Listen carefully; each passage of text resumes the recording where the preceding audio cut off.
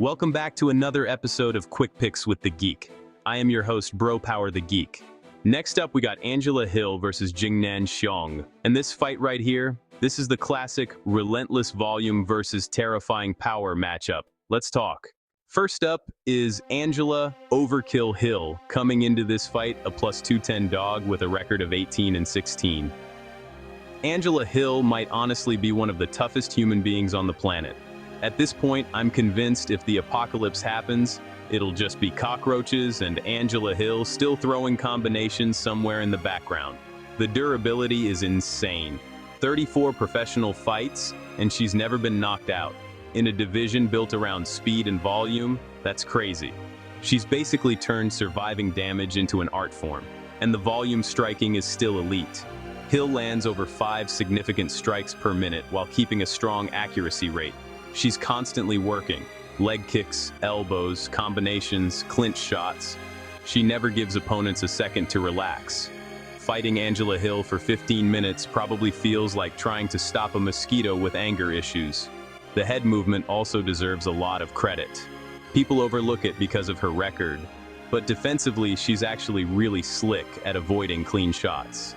A 60% striking defense rate while fighting this often against high-level competition is impressive. And the cardio? Ridiculous. The woman basically lives in the octagon at this point. She's got nearly 7 hours of UFC strawweight cage time. 7 hours. That's longer than most people's work shifts. Angela Hill has essentially become a part-time employee of the UFC Apex. The takedown defense is another big strength. At 72%, she's become very difficult to consistently hold down. Early in her career, grapplers gave her problems constantly, but she's cleaned that area up a ton over the years. But there are still limitations. The biggest issue is finishing ability. Despite the nickname Overkill, most of her wins are decisions. Angela fights to outwork you, not vaporize you. She's more death by 1,000 leg kicks than sudden catastrophe. And because her style relies on volume and close rounds, she ends up in a ton of split decisions. At this point, every Angela Hill fight feels like the judges are flipping a coin while Joe Rogan screams, "It all depends what you value more." Now on the other side, we got Jingnan the Panda Xiong coming in as a minus 275 favorite with a record of 19-2. First off, the Panda might be the most misleading nickname in MMA history because pandas look adorable. Jingnan Xiong fights like somebody owes her money. This woman can crack. 10 knockout wins at strawweight is terrifying. Most strawweights are out here winning technical kickboxing matches. Jingnan looks like she's trying to send people through drywall. The boxing is absolutely legit too.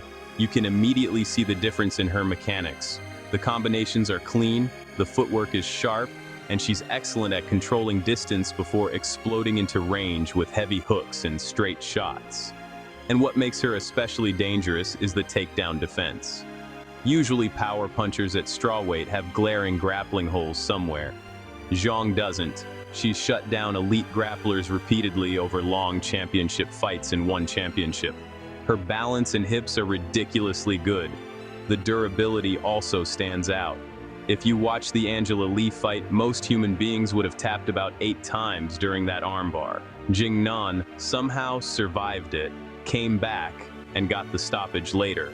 That's the type of toughness where you start wondering if somebody secretly replaced her bones with titanium. The experience in championship fights matters too. She's comfortable fighting at a high pace deep into fights, and she doesn't mentally fade when things get ugly. Now there are some weaknesses. She's not much of a submission threat herself. If the fight hits the mat, her goal is usually just to survive, maintain position, or stand back up. She's not out there trying to become Mackenzie Dern overnight. And sometimes she can become a little too reliant on single power shots instead of maintaining volume. Against somebody like Hill who throws non-stop, that could create close rounds if Xiong isn't careful. There's also been some inactivity and weight cut concerns over the years, which always makes you wonder how consistently somebody will look from fight to fight. So, who wins? If Angela Hill wins, it probably comes from pace and activity. Stay busy, avoid the big shots, keep Xiong backing up, and turn this into a technical point fighting match where volume matters more than power. For Jingnan, the path is simpler. Land the harder shots, control the center, and punish Hill every time she enters range, recklessly. If she consistently lands clean boxing combinations, the judges are going to notice the damage difference immediately. Official pick: Jingnan Xiong. I like Jingnan here. I think the power, cleaner boxing, and ability to shut down takedowns are going to make the difference. I think Xiong lands the more impactful shots and takes the decision. If you enjoyed this, go ahead and smash that like button. If you haven't subscribed yet, what are you waiting for? Hit that subscribe button and turn on notifications so you don't miss a beat when the next video drops. And don't be shy, leave a comment below and let me know who you got winning this fight.